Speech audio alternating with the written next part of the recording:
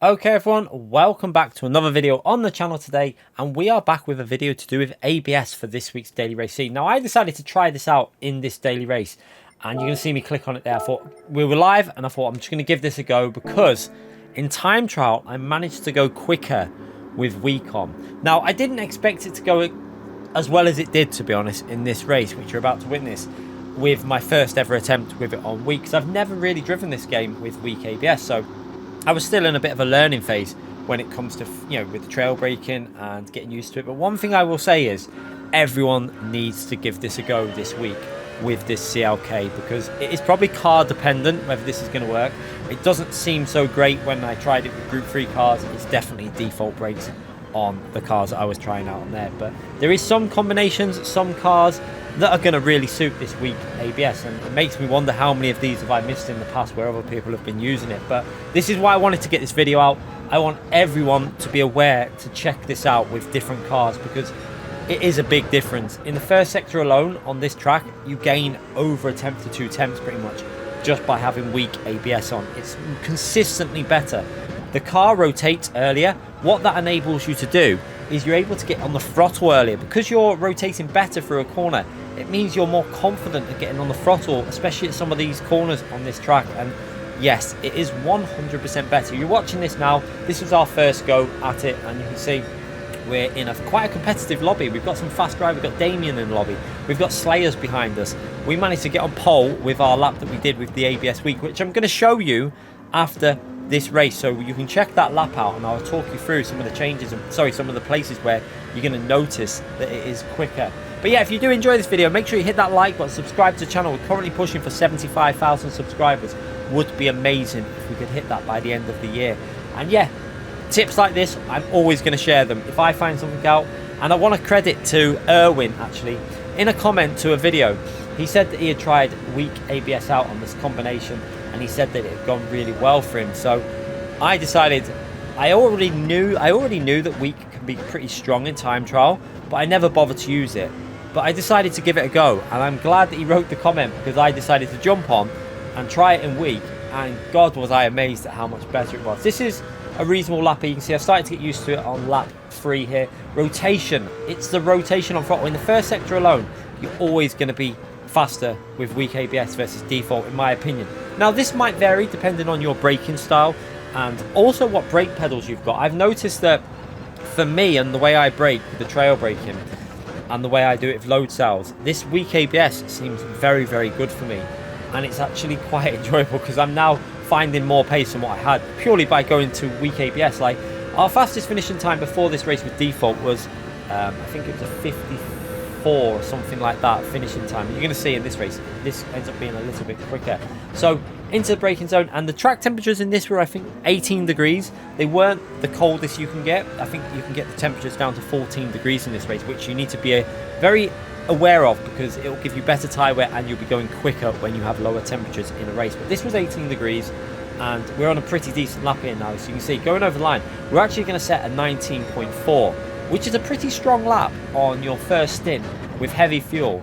And yeah, it does. I started to think this is looking very good, because at this stage here, that lap wasn't perfect, and you're going to see in this sector 1 alone here now, I think I managed to go a much better first sector through here, rotate it in. Now watch the rotation in first gear here with the way it just rotates with that braking, with the trail braking. It's absolutely beautiful. You can see there a 10th up already. Now I think I messed the rest of this lap up at the end. I think I made a little bit of a mistake going onto the back straight up here. I think I got a little bit too aggressive trying to get on the throttle and had to lift off slightly. So as we come out of here, I think I just had to lift off the throttle there. You can see I had a snap on the rear, and then I think I messed up the hairpin after that. But that lap was heading for a 0.3 until I made a few mistakes. Now we're going to skip to the pit stop phase, because you can see now the tyres are needing changing. But I will say this, it's going to be interesting when we get a lower temperature race to test out not changing tyres, because one thing that I noticed was the grip seems to be better with weak ABS when your tyres are fading. I think probably because you're getting better rotation. You're earlier on the throttle, and you're obviously lap times are better anyway, but you're not on the steering as much. So maybe it is helping the tyre wear slightly as well for a race like this. So this isn't going to be the case always. Now in theory, weak ABS should probably use more tyre wear, because your brakes are probably going to lock up more. But if you're not over braking and you're trail braking nicely, you might have a situation where your tyres are actually going to last better. Also, it just seems to be better in terms of the way they drive.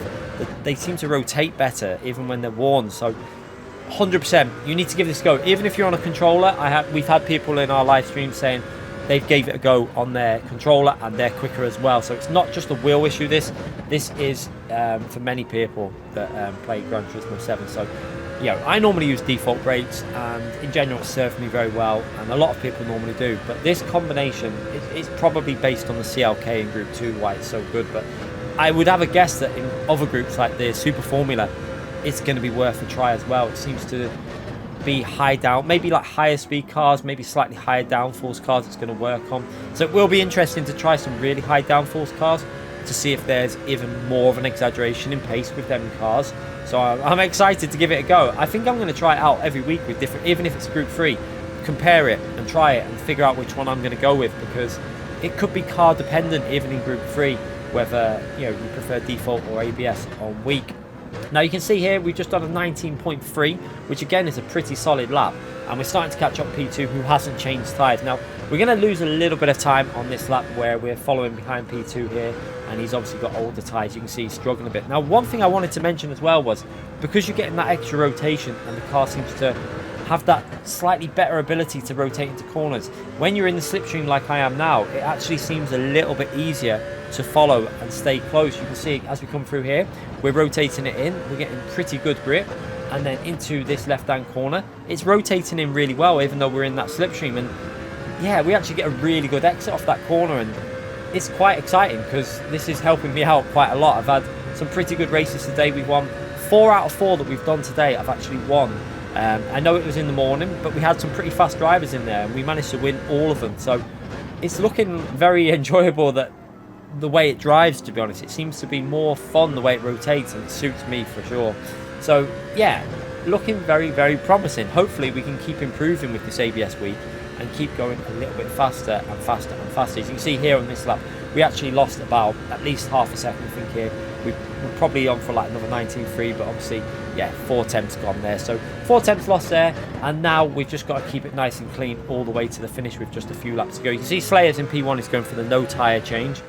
Now you can see by the time we get to lap 13, he was only like 6 seconds I think ahead or something like that. So I know as I go down the straight I'm going to come out ahead of him, because the no tyre change is like 8.5 seconds, so we should be over 2 seconds ahead. You can see his car coming out the pits there, and we're into turn 1 and we are over 2 seconds ahead. So very, very decent pace so far. You can see our lap times 19.5, 19.4. We're still getting used to it at this stage as well. For 18 degrees we're getting used to it, and we managed to finish the race on 18.52, our fastest time by over 2 seconds. Now, same conditions. Today we managed to get a 50.1, very close to getting into the 49s, which I did not think was possible for me on this combination. So it's crazy how much better this is. Now let's have a little watch of the lap, and you're going to see it's sector 1 in time trial where you really seem to benefit from having this weak ABS. Now we're chasing one of the top times in front of us, and you can see through this first sector, even with a mistake out of turn 1, I lost the rear slightly, probably lost half a tenth at least there, maybe even more. And then through here we come out of the exit and we do a 0.2 there. Now that alone is set just under a tenth off what I've done on that first sector. I've done a mid 1 through there, so nearly a tenth lost on that first sector alone. And then through here you can see the rotation. This corner here, again, I find it better. It seems to rotate for me nicer. I can get on the throttle earlier, and then that gives you better exit speed all the way up to straight. And at this point we're on a pretty good lap. Without that mistake that we did at the start of the lap, we could have been a tenth further up, I think, as we go through the split, which could have been on a 0.5, 49.5, I think, through there without the little mistake we made. And then into the braking zone. Unfortunately, I get the braking pretty nicely done there, and I get it rotated. I get too keen on the throttle. You can see I had a little moment where it snapped, and that little moment loses me another little half a tenth, maybe more. You can see how the ghost in front of me pulls away as soon as I have that little moment. So there's at least, I think, a tenth and a half, 2 tenths to come off this lap that we do here, which is a 18.45, I think it is. Let's have a little look. 18.457. So yeah, a 0.2 might be possible. Well, it should be possible for me to get that. But yeah, hopefully this will help you out. Hopefully you'll give it a go, and let me know in the comment section if you've managed to go quicker in time trial, and also if you've managed to go quicker in race pace. I'll be waiting. Thanks again, everyone.